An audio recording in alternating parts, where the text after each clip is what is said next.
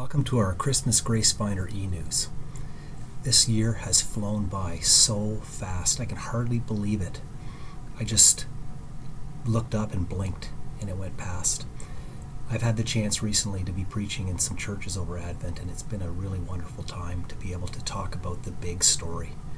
I have the privilege of being able to talk about those things in all different places that promote wonder.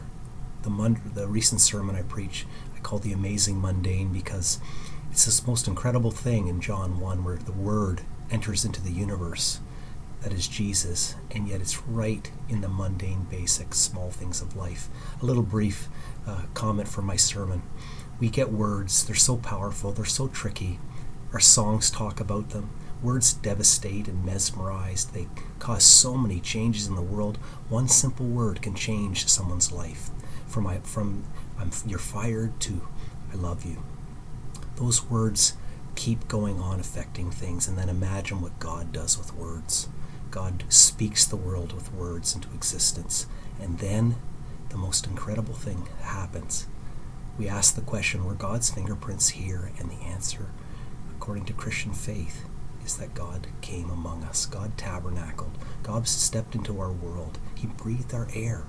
What an incredible story. This is the time of Advent we look to, and we're so thankful for this word that came into our lives. It's such a privilege that into this world, Jesus steps into the chaos and the challenge.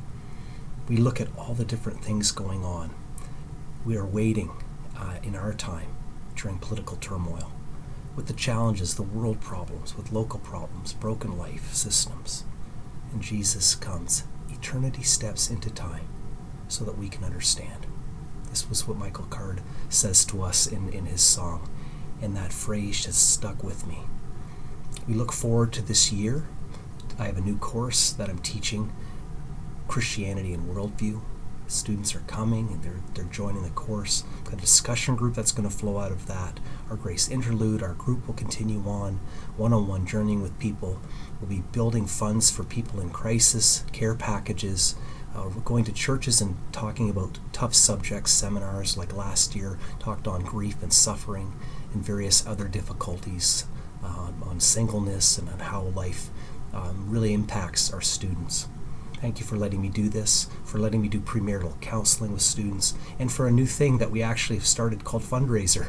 Every once, twice, 3 times a year, we have a chance to get the message even further out to a broad audience about what we do on campus. And so I appreciate and thank you for what you've done, your regular giving, your prayers, your gift to Fundraiser, still going on right now. And spread the news. This is how we get care packages for students. I had one supporter basically say, I'm buying books for your students for their course.